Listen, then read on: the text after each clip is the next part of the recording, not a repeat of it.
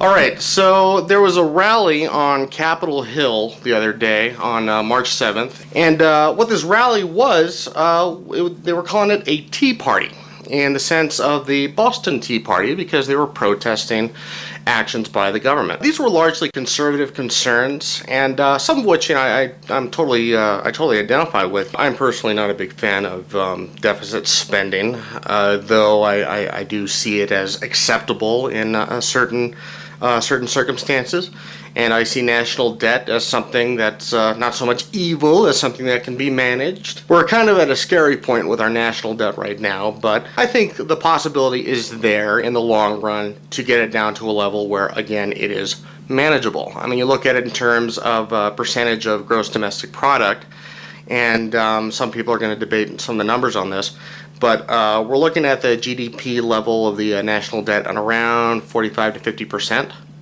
And when you consider that after World War II, the national debt was about 120% of GDP, it doesn't seem so bad. However, after World War II, ours was a manufacturing economy, whereas today we're this, weird consumer economy. That's the source of a lot of uncertainty over, the economy and, what's going to happen now.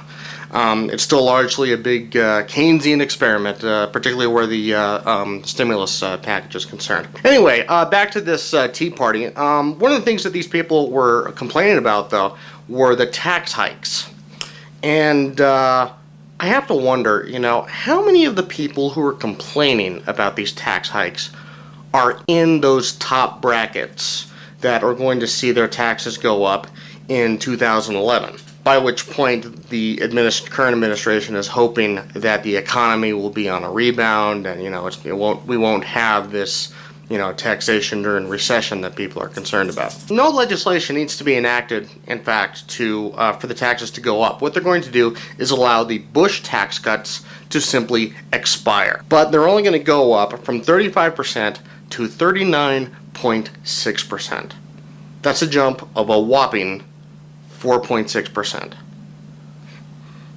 The Republicans, of course, interpret this as they're going to raise your taxes. Now, what they're not telling you is that when they say your taxes, the you in your actually refers to people with six-figure incomes. If you make more than $200,000 a year. If you're filing jointly, it's only if you make more than $250,000 a year. So it's not like, as in, the masses. In fact, anyone who isn't making that much money isn't going to see a tax increase. And in fact, a lot of those people are going to get tax cuts. The jury is still out as to how much of an effect tax cuts are going to have on the recession as far as, boosting the economy. From my point of view, in a community that has always struggled economically, even when the rest of the country has done well, when people are, pinching their pennies, and if they get a few extra bucks, they're either going to pay down their debt or put it in the bank, or if they are going to spend the money, well, they're going to look for the best deal, and they're going to wind up going to Walmart and spending that money on products that are manufactured in China. So, again, how does that help the U.S. economy? Now, when it comes to pundits like Rush Limbaugh, he is never going to refer to the tax increase as taxing the wealthy. He calls it punishing the successful. I'm sure that by his own reckoning, he probably considers himself successful. Therefore, he's making himself out to be a victim.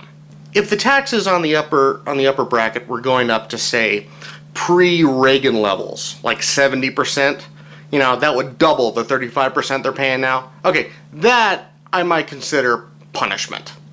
Now, if it was going up to the levels that we had in the 50s, which was 91% and up, okay, well, then I'd say you're just plain getting screwed. But that's not what we're talking about. How is 4.6% punishment?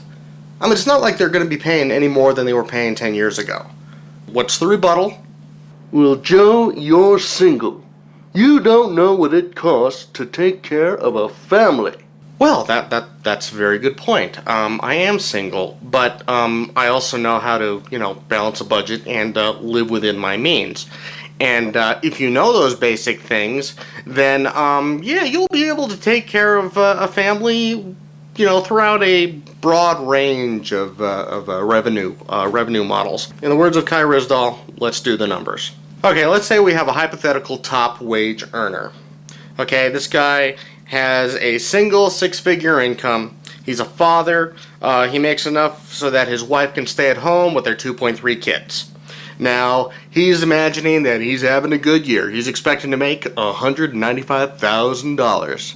And, oh darn, he did a little bit better than he expected, and he, breaks that 200 grand mark, and that puts him in the top bracket where he's now going to have to pay 39.6% in taxes. I don't feel his pain. He's going to pay in federal taxes on that $200,000 $79,200 at the rate of 39.6%. Now, 79 grand, that's a lot of money for anybody.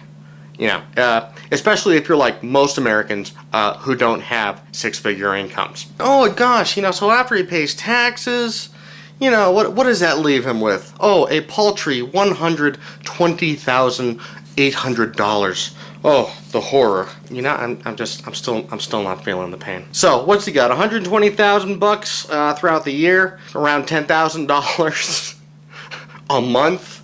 Oh, and from that $10,000, he's got to take care of himself and his wife and the 2.3 kids, and he's got the mortgage and the utilities and, all the necessities of life, insurance and food and what have you.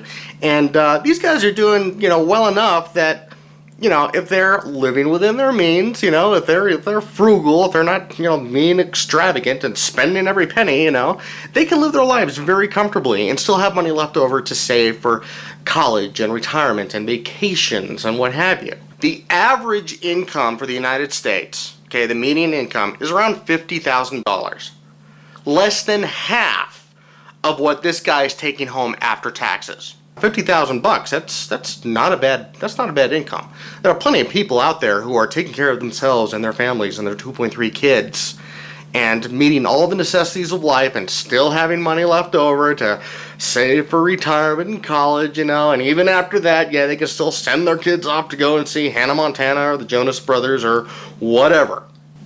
What does it say about an individual, let alone an entire political philosophy, that can convince the poor to feel sorry for the rich because they have to pay an extra nickel in taxes for every one of their hundreds of thousands or even millions of dollars that they make every year?